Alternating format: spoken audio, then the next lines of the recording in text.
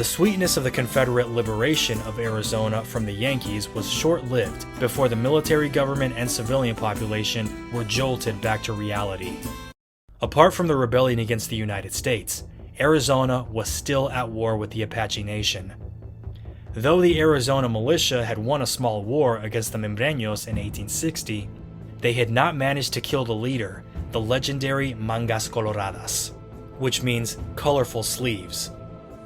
He could have had this name because he wore a colorful shirt, or he got this name because he got his sleeves dirty with the blood of the Mexicans that he had killed. Making a bad situation worse, the Federals left the rebels a colossal Charlie Foxtrot before pulling out of southern New Mexico. In late January 1861, an unknown Apache band kidnapped a local 12-year-old Mexican-American boy, Felix Ward. Sources disagree on whether it was the Coyotero Apache or the Pinal, but the Chiricahua Apache were wrongly blamed. Second Lieutenant George Bascom, the commandant of Fort Buchanan, young and fresh out of West Point, had the Chiricahua leader Cochise called to a satellite army camp to talk. Cochise came and brought his wife, children, and brother with him as a show of good faith. While talking with Cochise through a Spanish-language interpreter, the Green Lieutenant Bascom made a horrible mistake. He ordered Cochise to remain in Federal Army custody, effectively a hostage, until the Army managed to free the missing boy. The soldiers made a botched attempt to capture Cochise, who cut his way out of the tent where troops were blocking the exit.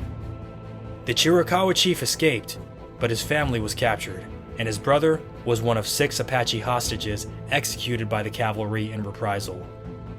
The Bascom Affair resulted in open war between the Chiricahua Apache and the Americans, and other Apache bands quickly united behind the Chiricahua.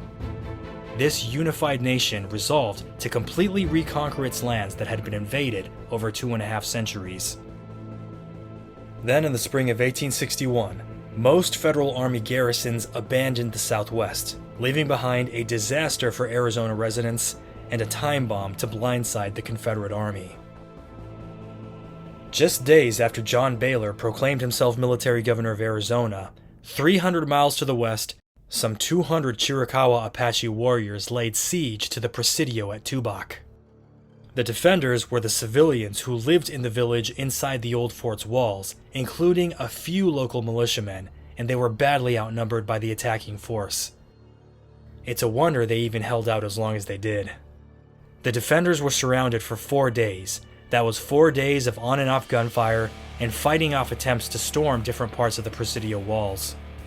By a stroke of luck, the settlers managed to get one messenger to escape through enemy lines who made it to Tucson.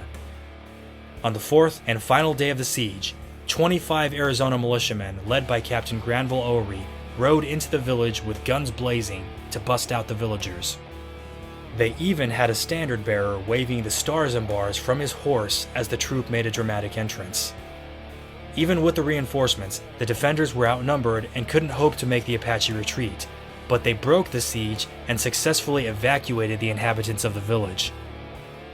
The refugees and militiamen rode off like lightning to Tucson, leaving Tubac to be burned by the Chiricahua.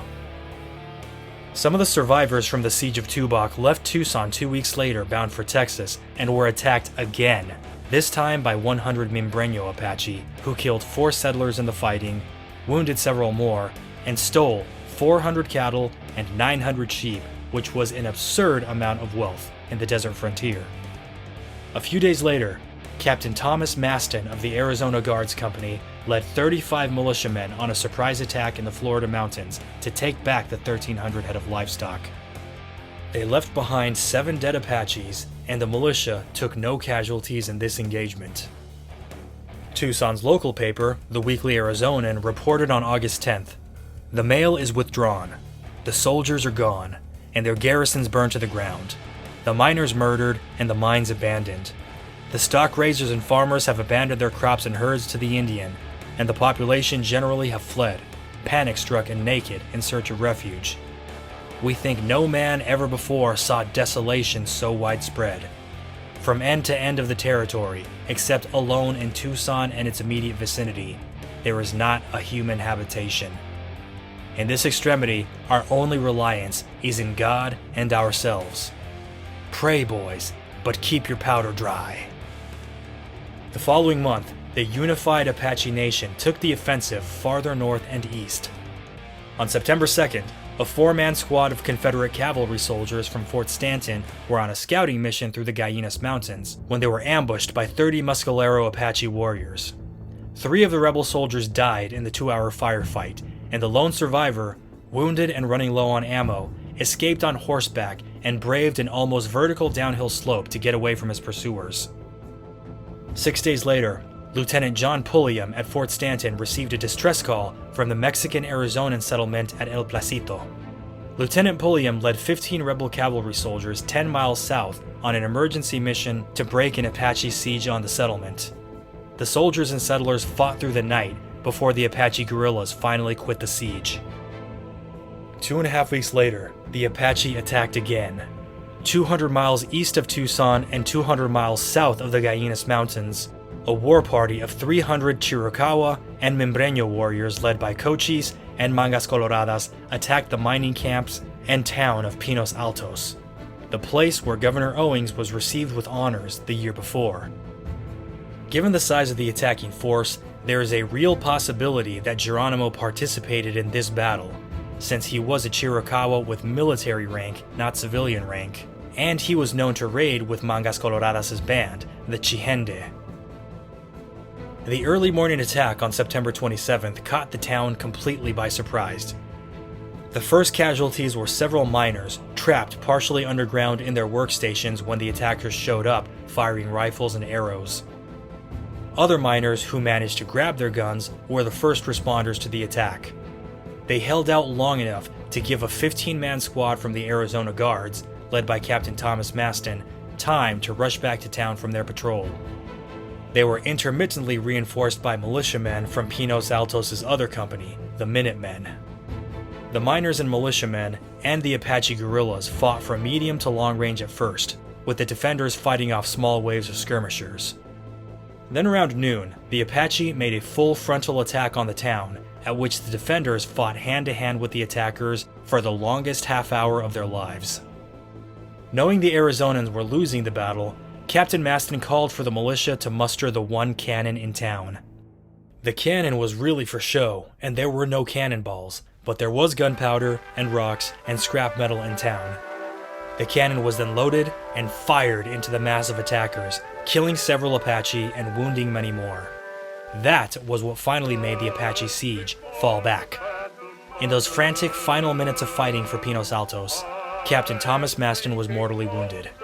The 22-year-old militia captain and former Attorney General of Arizona had led his troops to an unlikely victory, but he died of wounds a few days later in Pinos Altos, making him the only member of the provisional government to die in the service of the Confederate States.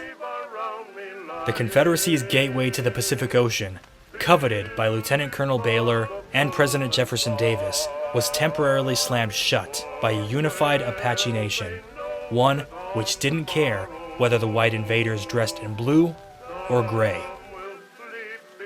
The residents of Tucson in western Arizona and Pinos Altos in central Arizona were under siege by a hostile enemy, and they were losing the war.